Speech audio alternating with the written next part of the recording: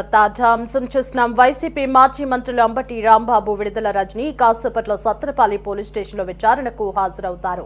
రెంటపాలెలో మాజీ CM YS Jaganmohan Reddy పర్యటన నేపథ్యంలో చోటు చేసుకున్న ఘటనలపై పోలీసులు దర్యాప్తు చేస్తున్నారు. జగన్ పర్యటన సందర్భంగా పోలీసులు విధులు నిర్వహిస్తున్న సమయంలో అంబటి రాంబాబు అడ్డుపడ్డారన్న ఆరోపణలతో ఆయనపై కేసు నమోదైంది. ఈ కేసులో ఇవాళ విచారణకు రావాలని ఆయనకు నోటీసులు జారీ చేశారు. అలాగే పోలీసుల విధులకు ఆటంకం కలిగించిన కేసులో ఆయనను ప్రశ్నిస్తారు.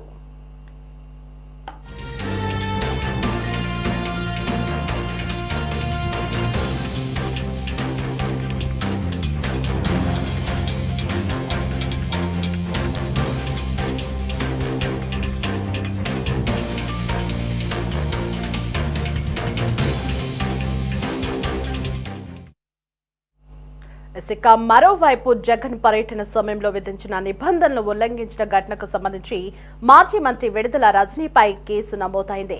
ఈ నేపథ్యంలో ఆమెను కూడా విచారణకు రావాలని నోటీసులు ఇచ్చారు.